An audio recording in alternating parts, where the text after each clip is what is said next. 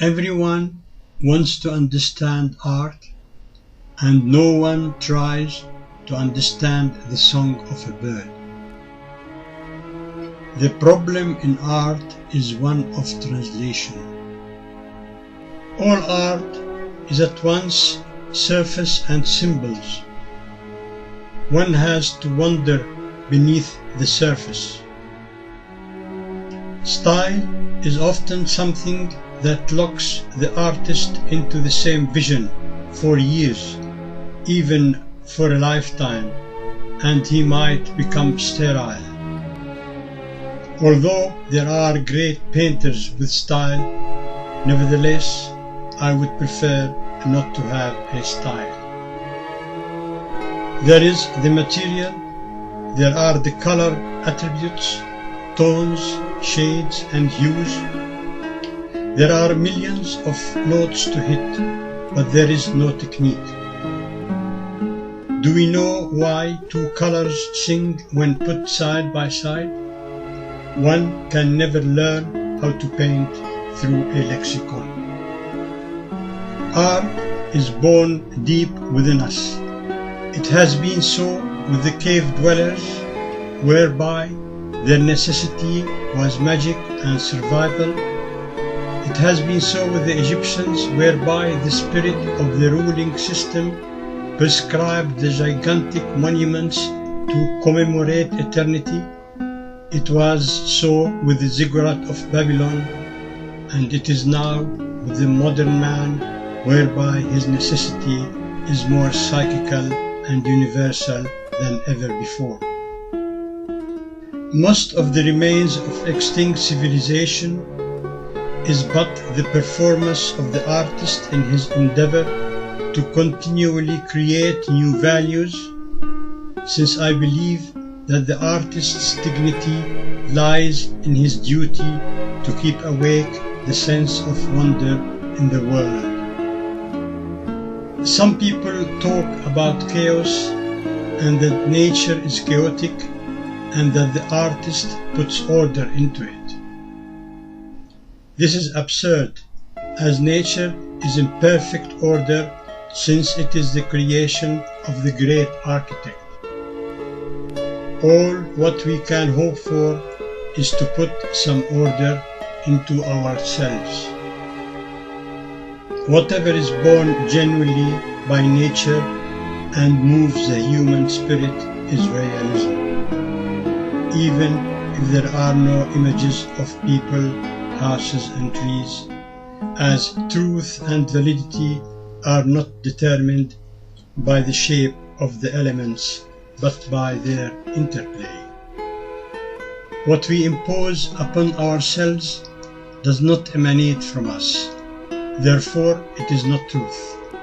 What counts is what comes out spontaneously and impulsively out of an inner urging necessity.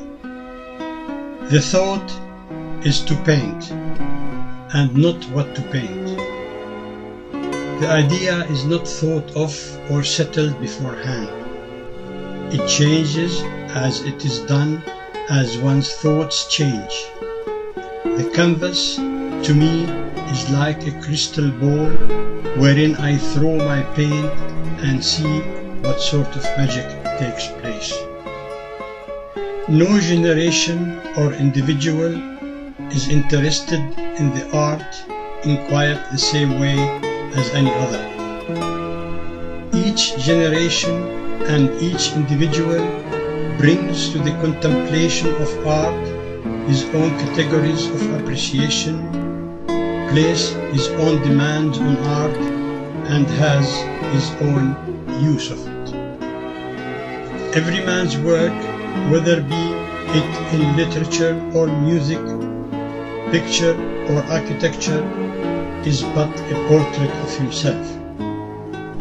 We can pick up anything which is good for us anywhere we can find it. If we have a temperament, it will definitely appear into our imitation. Beauty is in the eye of the beholder, and not according to a set of dogmas.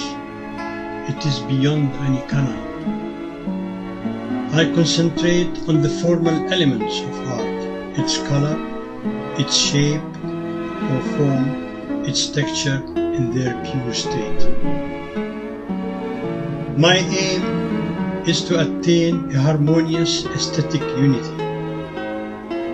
The objective of my compositions is to attain a direct visual appeal unspoiled by the non-artistic association of religious, historical, or literary subjects. And if I ever use a recognizable figure, I reduce it to mere symbol, which is evocative rather than descriptive. For this reason, I refrained from giving my paintings titles or names that will surely disturb the viewer's freedom of selection, enchain his thoughts with a definite title or name, and forbid him to dream his dreams. I give my paintings numbers which are more appropriate to their non-representational nature. I leave thus the viewers with various gates to fantasy. As Dr. Carl Jung said of numbers, that they are the tangible connection between the spheres of matter and psyche. Modern art has attained a profound break with the past.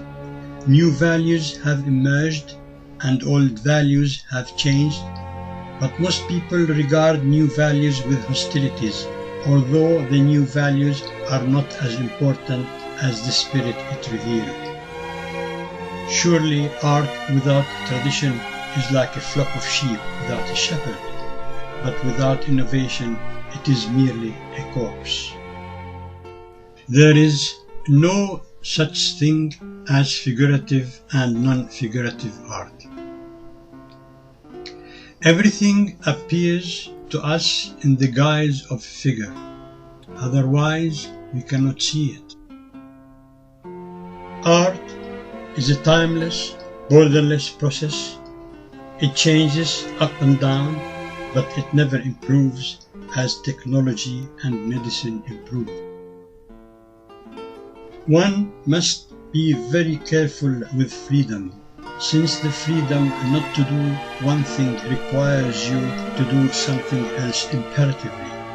However, art, like life, should be free because they are both experimental and one cannot experiment with a canon as a guide. Success is dangerous as one begins to copy oneself, and that may lead to sterility. However, success is important as sadly most people appreciate a work of art in relation to its success.